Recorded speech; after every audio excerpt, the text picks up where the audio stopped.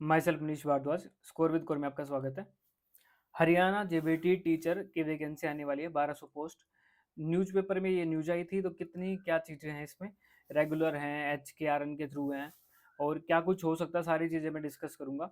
सबसे पहले मैं बता दूं कि हरियाणा में जेबीटी टीचर लास्ट जो है, मेरे को जहां तक याद है 2012 के आसपास जो भर्ती हुई थी, 2014 में शायद पोस्टिंग आई थी उनकी। तो उसके बाद से भर्ती हुई नहीं है, मतलब 10-12 साल आप रख लो कि 10-12 साल से कोई भर्ती नहीं हुई है। जबकि एच टेट हमेशा होता है। एच टेट तो हर साल हो रहा है, लेकिन जेबीटी की कोई भर्ती ही नहीं हो रही। तो ये तो गलत चीज़ है ना, ये भर्ती होनी चाहिए, टीचरों की ज़रूरत है हरियाणा में जेबीटी। और जो भी न्यू है चैनल पे, सबसे पहले सब्सक्राइब कर लो। मैं थोड़ा बहुत अपना इंट्रोडक्शन देता हूँ। माई सेल्फ मनीष भारद्वाज, और मैंने काफ़ी एग्जाम्स क्लियर किए हैं, हरियाणा गवर्नमेंट के भी किए हैं, अच्छे ग्रेड पे गए। हरियाणा में टैक्स इंस्पेक्टर क्लियर था मेरा, और चंडीगढ़ गवर्नमेंट के क्लियर हैं, सेंट्रल गवर्नमेंट SSC CGL 2 बार क्लियर है। तो काफ़ी है, मेरे एग्जाम्स क्लियर है, मैंने किसी और वीडियो में डिटेल दी होगी आपको। अब ये बात करते हैं रेगुलर। तो जो जहां तक न्यूज आ रही है, जो न्यूज़पेपर कटिंग में, तो वो रेगुलर की ही बात हो रही है। पहले HKRN के थ्रू 3500 भर्तियों की बात थी, बट अब रेगुलर ये 1200 जो करी है, तो ये रेगुलर की ही बात है। अब कितनी ऑथेंटिक है ये, तो जब तक नोटिफिकेशन नहीं आता तब तक हम बोल नहीं सकते। लेकिन हरियाणा में जेबीटी टीचरों की जरूरत है, इतने साल से भर्ती नहीं हुई, तो ऑब्वियसली पोस्ट भी काफी खाली होंगी। जिसका एस्टेट क्लियर है वही इसको फिल कर सकता है, सिर्फ जेबीटी वाले ही फिल कर सकते हैं। और जो पुराना पैटर्न रहता था हरियाणा में, वो 100 मार्क्स का ही रहता था।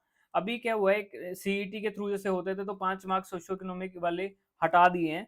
इससे पहले भी सीईटी से पहले जो भर्ती हुई थी, जैसे SI वगैरह की, या उनमें क्या था कि 5 जो मार्क्स थे वो सोशियो इकोनॉमिक के थे, वो अभी सुप्रीम कोर्ट ने हटा दिए हैं। जो भी इसकी तैयारी करना चाहता है, सीरियस तैयारी, मैं उनको सिर्फ ये बोलना चाहूंगा, जैसे एकदम से वैकेंसी आ गई, एकदम से आपकी भर्ती आ गई। अब जिसने चंडीगढ़ जेबीटी दिया था, उसने क्या फील किया है कि हर साल लेवल आपका अप होता है। तो ये मत सोचना कि एक तो प्रीवियस ईयर कभी मत जाना। प्रीवियस ईयर तभी जाते हैं, मैं अगले पेज पे समझाता हूँ। किसी भी पेपर के प्रीवियस ईयर सिर्फ तब देखते हैं अगर वो रेगुलर भर्ती है। जैसे SSC CGL हर साल भर्ती होती है, तो आप उसके प्रीवियस ईयर देख सकते हो कि पिछले साल क्या आया था, उससे पिछले साल क्या आया था। जो भर्ती 10-10 साल में हो रही है, उसके प्रीवियस ईयर देखने का कोई मतलब नहीं बनता। चंडीगढ़ जेबीटी में यही गलती करी थी आपने, अपने प्रीवियस ईयर देख लिया कि हाँ, ये पैटर्न है, तो आ गया कुछ हो रही।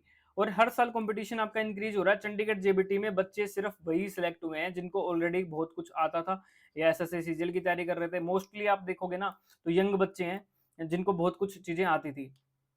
सारे जो बच्चे हैं वो 25 से 28 वाले एज ग्रुप में, उससे हाई वाले बच्चे नहीं है, क्योंकि उन वो आजकल का कंपटीशन फाइट करते हैं, SSC CGL वगैरह देते हैं या जो भी देते हैं। अगर हरियाणा में ये वैकेंसी निकलती है, तो आपको फिलहाल क्या करना है, आपने अच्छे तरीके का पढ़ना है।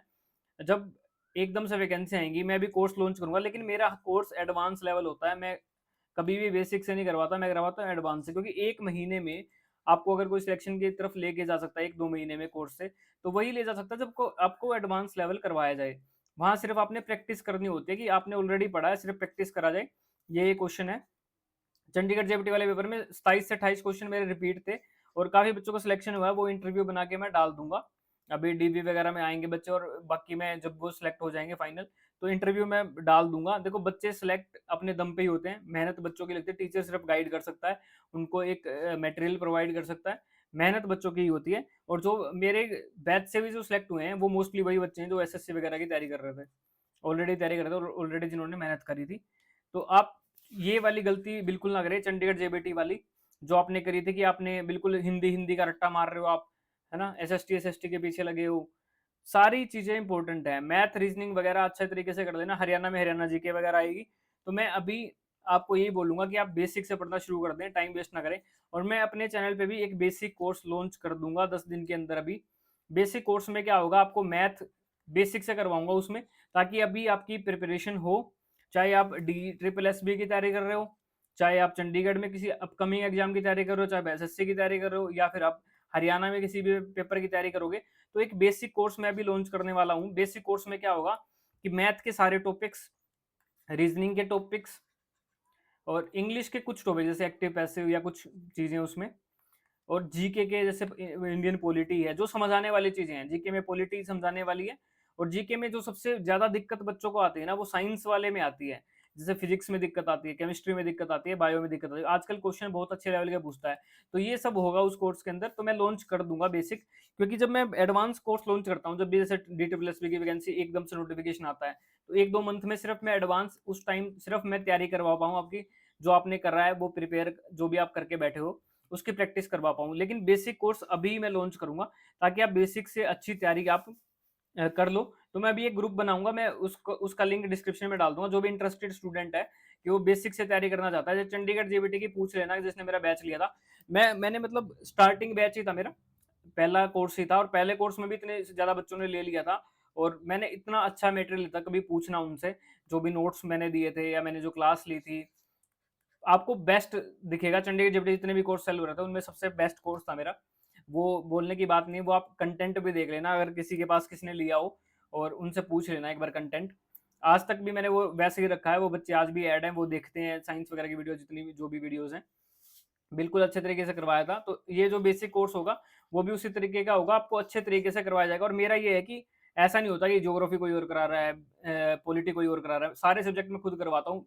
कोशिश यही रहती है कि सारे सब्जेक्ट मैं खुद करवा पाऊँ। उससे ये होता है कि आपको इधर-उधर जाने की ज़रूरत नहीं पड़ती, कि आपको ये समझ आ रहा है, वो नहीं आ रहा। मैं उसी तरीके देखो, जो पेपर दोगे आप, जो भी सिलेक्ट होगा, उसने भी तो सारे सब्जेक्ट करने ही हैं। तो एक ही टीचर भी सारे सब्जेक्ट करवा सकता है, मैं ऑलराउंडर हूँ, मैं सारे करवा देता हूँ। बीच-बीच में किसी सब्जेक्ट में मेरे को ज़रूरत पड़ेगी, जैसे साइंस में या बायो में जैसे ज़रूरत पड़ेगी, तो वो मैं और कोई टीचर प्रोवाइड कर दूँगा। बट हाँ, ठीक है, ये जो कोर्स होगा, बेसिक कोर्स मैं अभी लॉन्च कर दूँगा, ताकि आप अपनी तैयारी वेस्ट ना करें। जिस मर्ज़ी पेपर की आप तैयारी कर रहे हैं, चाहे डी ट्रिपल एस बी या किसी भी पेपर की तैयारी कर रहे हैं, जो भी कॉमन पार्ट होता है, तो उसके लिए मैं कोर्स लॉन्च कर दूँगा अभी 10 दिन के अंदर। तो टेलीग्राम ग्रुप जो होगा, उसमें आप जुड़ सकते हैं, और कुछ भी बात है, आप इंस्टाग्राम पे मुझे मैसेज कर सकते हैं, score_with_core।